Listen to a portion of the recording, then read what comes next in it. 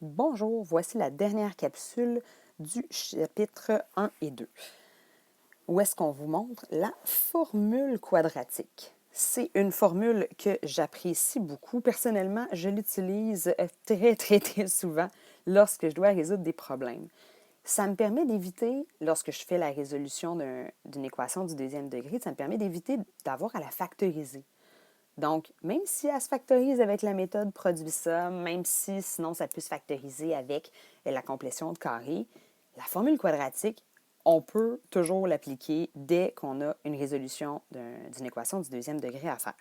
Je l'apprécie beaucoup. Donc, ici, à la page 26 de vos notes, en fait, page 26 et 27, on vous montre d'où vient cette fameuse formule. Vous n'avez pas besoin d'être capable de savoir trouver la formule. Ce qui pourrait être intéressant, si vous faites la complétion, vous allez tout le temps pouvoir avoir la bonne réponse comme moi ici, mais la formule quadratique nous permet d'éviter d'avoir à faire la complétion de carré. Là, on l'évite complètement.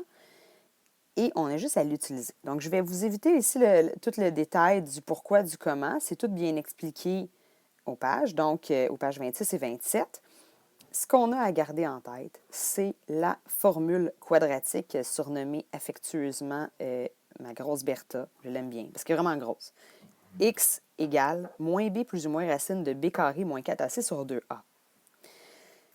Donc ça peut s'appliquer, ça peut s'utiliser comme on a montré à la page 28 de vos notes. On a un exemple dans lequel on l'utilise. La première chose à faire, nécessairement, comme on faisait avec la complétion, peu importe, c'est de mettre tout ça égal à 0 dans notre équation du deuxième degré. Donc, on envoie le moins 2 à gauche, ça fait plus 2. Ensuite, il faut savoir repérer la valeur de chacun des paramètres A, B et C. Donc, le coefficient du x carré, c'est le A. Ici, il vaut 1, il est sous-entendu. Le coefficient du x, c'est le B, il vaut 6. Et le terme constant à la fin, c'est le C.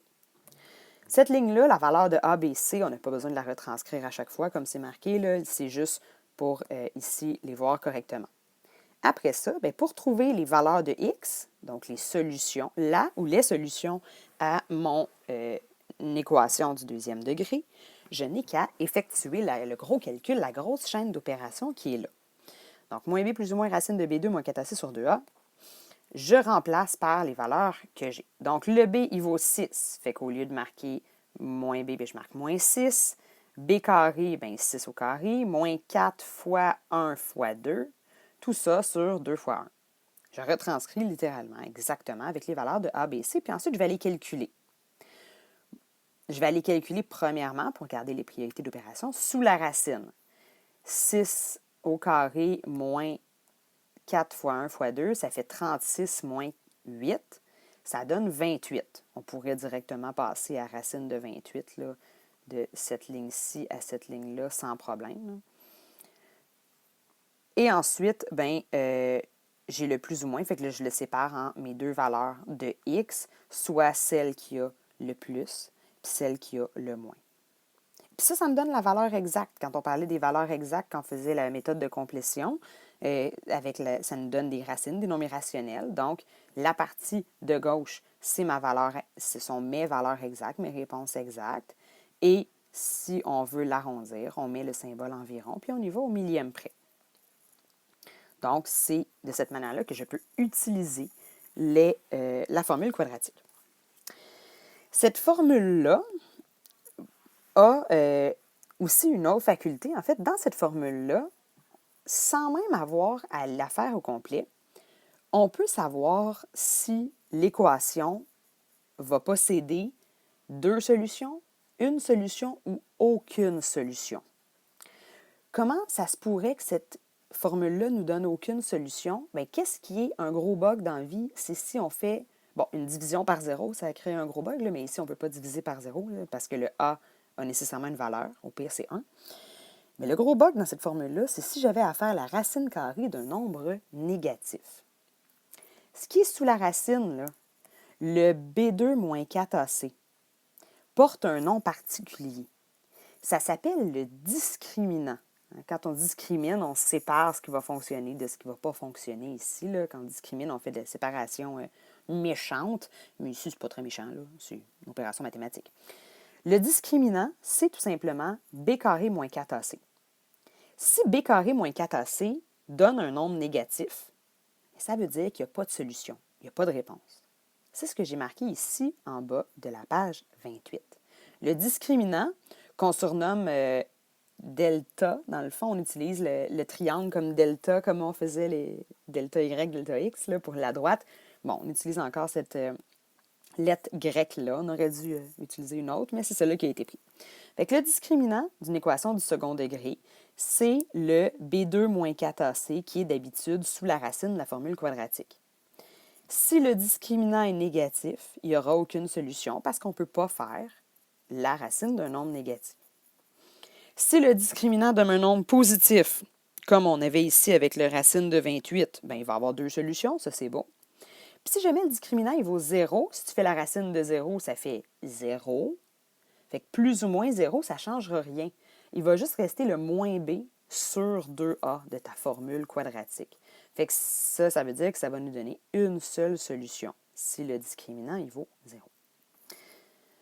Ça, dans le fond, la valeur du discriminant, on va vraiment s'en servir seulement quand il nous demande combien il y a de solutions à mon équation. Si la question c'est quelles sont les solutions, bien allez-y pour faire la formule au complet et trouver les solutions. Mais si la question c'est juste il y en a combien, vous n'avez pas besoin de faire toute la formule quadratique au complet.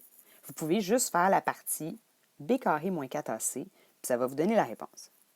Fait ici, à la page 28, on nous demande combien de racines, donc combien de solutions, possède chacune des équations. Fait qu'on va aller tout simplement faire b carré moins 4ac. Si ça me donne un positif, la réponse c'est il y en a deux. Si ça me donne 0, la réponse c'est il y en a une. Si ça me donne un négatif, il n'y en a pas. Fait que b carré, ça veut dire moins 12 au carré moins 4 fois le a, donc 4, fois le c, donc 9. Ça, je pitonne ça dans ma calculatrice, ça me donne 0. Si mon discriminant vaut 0, on dit qu'il y a une seule solution ou une seule racine. Puis on peut dire pourquoi, car le discriminant vaut 0. C'est plus rapide d'écrire le petit triangle que discriminant. Dans le deuxième cas ici, on fait b carré moins 4ac, donc 24 au carré moins 4 fois 7 fois 9. Ça nous donne 324. C'est positif. Ma solution, c'est pas 324, là. Ça, c'est juste qui est sur la racine si jamais j'avais à faire la formule quadratique au complet. Pensez pas que c'est une solution, ça. Donc, ici, ça me donne un nombre positif. Ça veut dire qu'il va y avoir deux solutions, donc deux racines, car mon discriminant, mon petit triangle, est positif. Finalement, ma dernière qui est là, b carré moins 4ac, donc moins 1 à la 2, faites attention de mettre une parenthèse, moins 4 fois 1 fois 1, ça va donner 1 moins 4, ça donne moins 3. C'est négatif, donc ça veut dire qu'il n'y a aucune solution. Car le discriminant est négatif. Si vous cherchez le nombre de solutions, vous pouvez aussi aller chercher les solutions, tout simplement. Fait que si on va regarder à partir de la page, en fait, les pages 29 et 30, on nous demande de trouver les solutions des systèmes qui sont là. Vous pouvez toujours commencer par aller vérifier est-ce qu'il va y en avoir en allant calculer le discriminant, mais vous pouvez aussi directement procéder à la formule quadratique directement. Donc là, les pages 29 et 30 ont ne pas imposer la méthode. Fait que si vous voulez faire produit ça, essayez. Honnêtement, il ne fonctionnera pas. Si vous voulez faire complétion partielle ou complète, allez-y. Si vous voulez utiliser la formule quadratique, je vous encourage à la pratiquer. Je vais regarder simplement le D avec vous. Donc, même si on ne le sait pas, même si on n'a pas prévu combien de solutions, je vais aller utiliser la formule quadratique. Je la retranscris. x est égal à moins b plus ou moins racine de b2 moins 4ac sur 2a. Je remplace par les valeurs que je connais, donc le b vaut 1. Fait que moins 1 plus ou moins racine de 1 à la 2, bien, ça fait 1. Moins 4 fois 1 fois 1, ça fait beaucoup de 1 tout ça. Sur 2 fois 1, je vais aller calculer combien ça donne. Donc, moins 1 plus ou moins racine de sous ma racine, 1 moins 4, ça fait moins 3. Donc, ça, ici, c'est impossible à calculer. Mon discriminant était donc négatif. Ça veut dire qu'ici, je n'ai aucune solution. C'est le seul numéro comme ça aux pages 29 et 30 qu'il n'y a aucune solution. Je voulais vous le montrer. Donc, si on avait pris la peine de le vérifier à l'avance, on aurait pu s'en rendre compte. Mais sinon, en faisant